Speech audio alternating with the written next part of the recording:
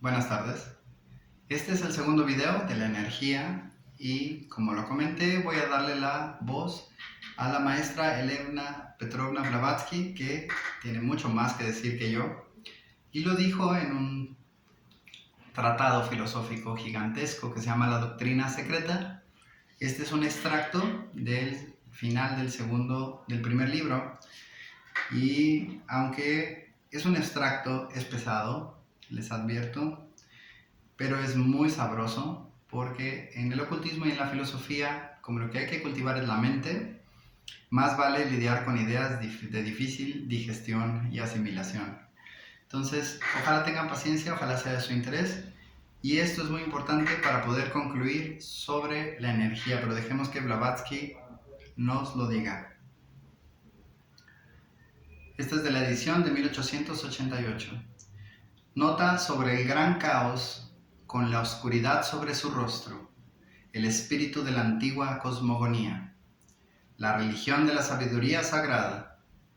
El caos es infinito, sin límites, sin inicio ni final, sin duración. Espacio lleno de oscuridad que es materia en su estado primordial. Según Aristóteles, el caos es el espacio y el espacio es la eterna, invisible e incognoscible deidad. El Espíritu de Dios se movía sobre la faz de las aguas. Este espíritu es Narayana o Vishnu, y Dios dijo que existe el firmamento, y el Dios segundo obedeció. Y Dios dijo que se haga la luz, y la luz se hizo. No es cualquier luz, es la Cábala. En la Cábala es Adán Kadmon o Séfira, luz espiritual, pues son lo mismo.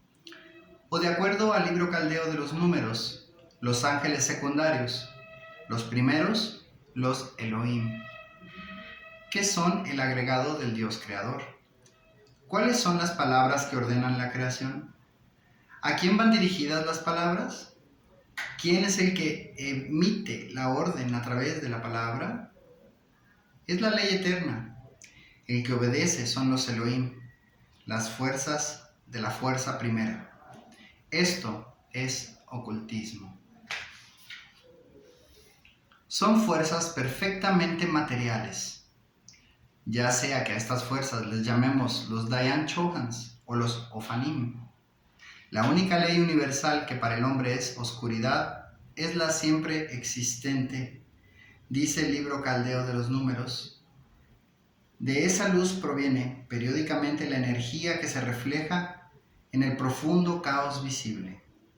Proviene del almacén de mundos futuros, que ya despiertos, estas fuerzas, fructifican su inherente potencial creativo, que son los eternos potenciales latentes en ellas, despertando nuevamente a los brahmanes y a los budas, las fuerzas coeternas, y un universo nuevo aparece en la creación.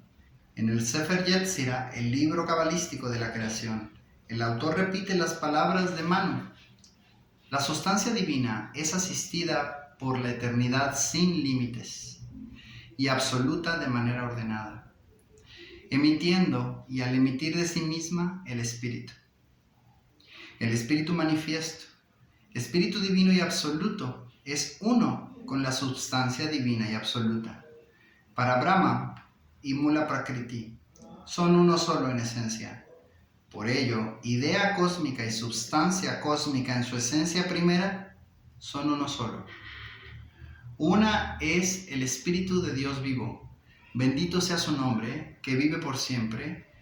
La voz, el Espíritu y la palabra, este es el Espíritu Santo, y esta es la Trinidad cabalística tan antropoformizada por los padres cristianos. De esta triple unidad emanó todo el cosmos.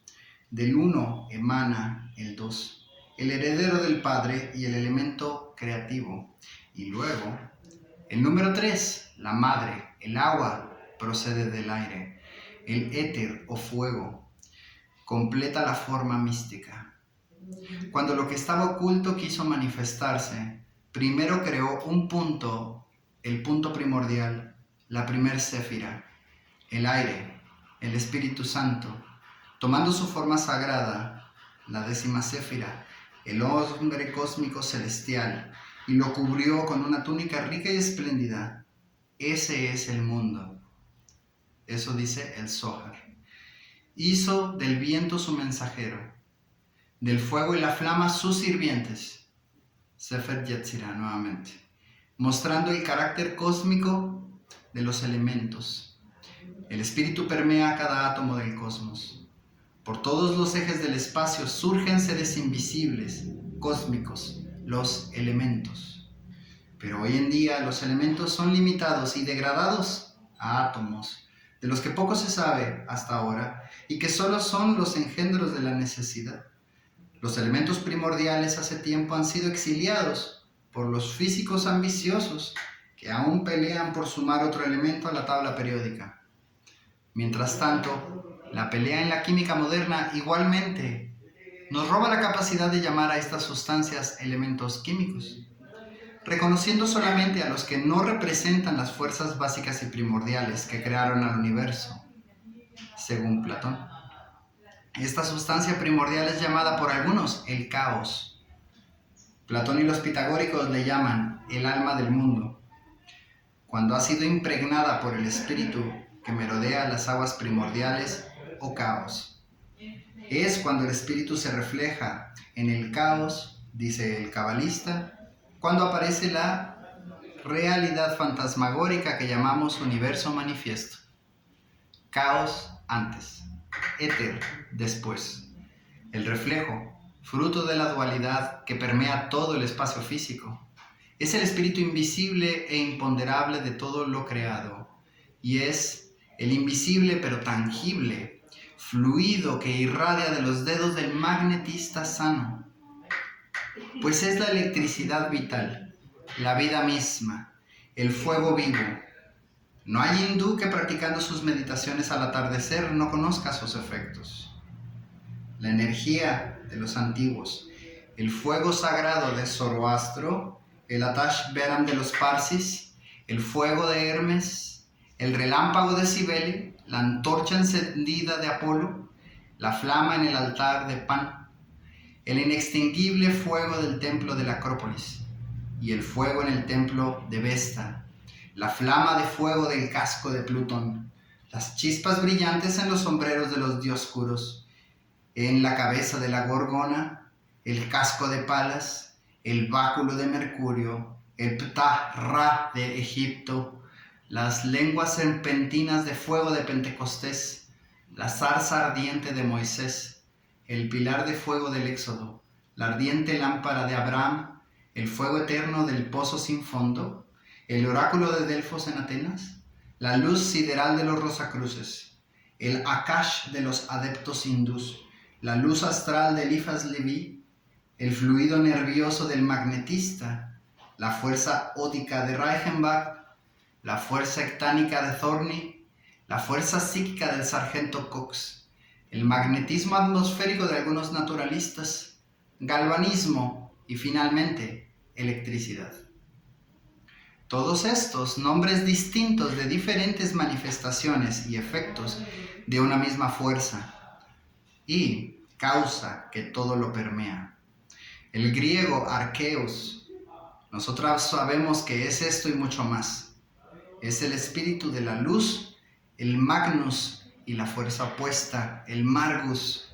Magnus y Margus, dos ramas opuestas que crecen del mismo tronco y que manifiestan los mismos resultados. Y entre tantas definiciones del fuego viviente, podemos entender el significado de las oraciones en el Senda Vesta. Hay un fuego que otorga el conocimiento del futuro, de la ciencia y de la manera adecuada de hablar, lo que significa que con ella se desarrolla una elocuencia extraordinaria, que ya sea la sibila, el orador y el hombre sensible usan. De este fuego se habla en todos los textos antiguos hindús, así como también en los trabajos cabalistas.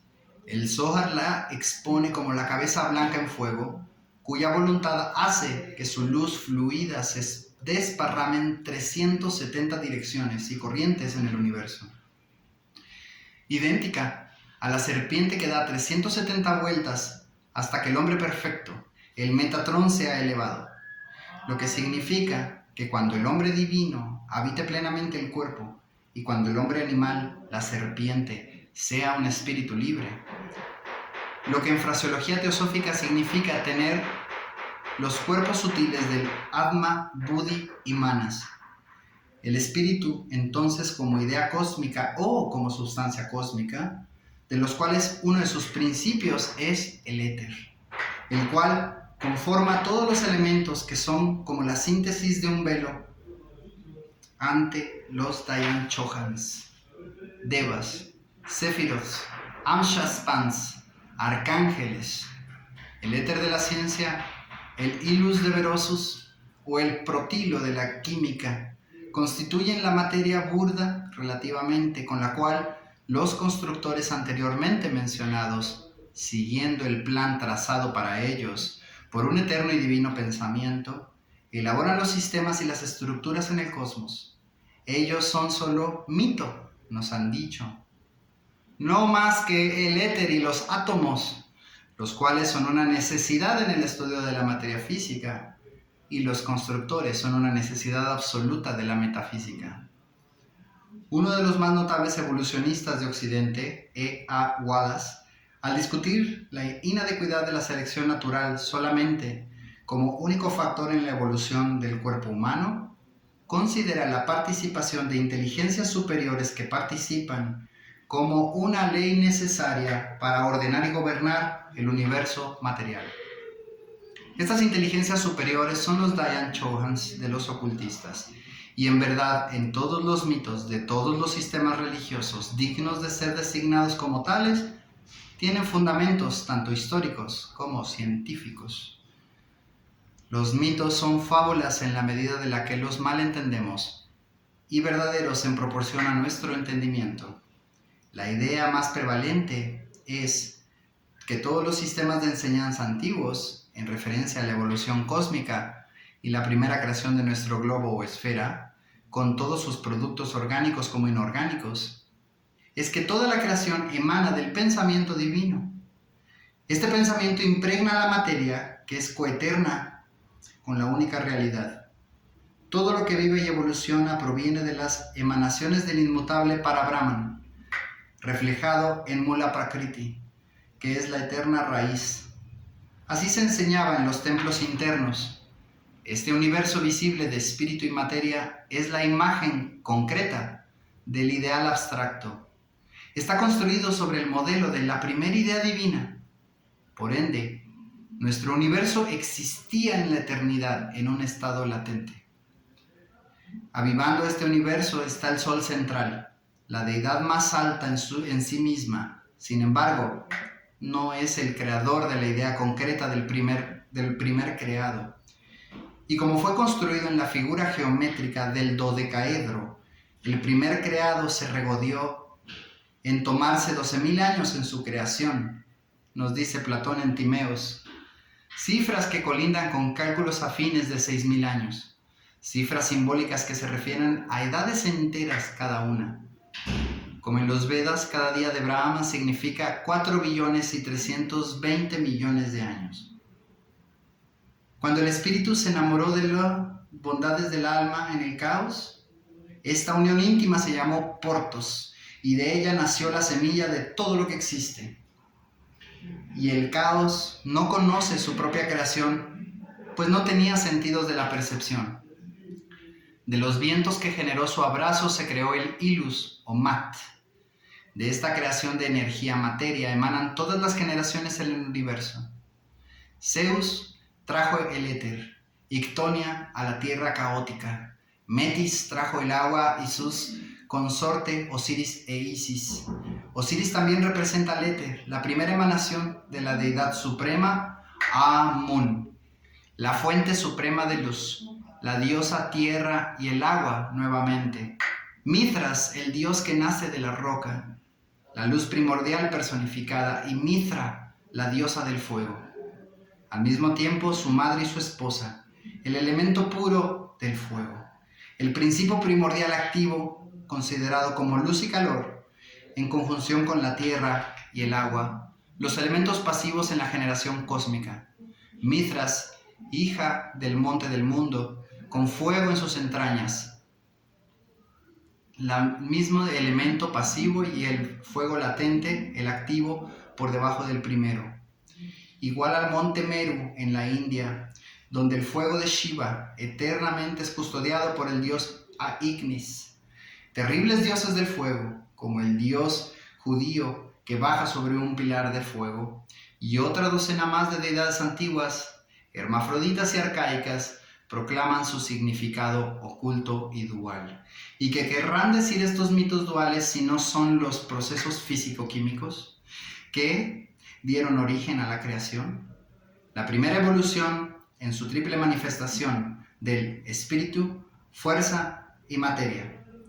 La divina correlación como el punto de origen, alegorizada como la unión del fuego y el agua.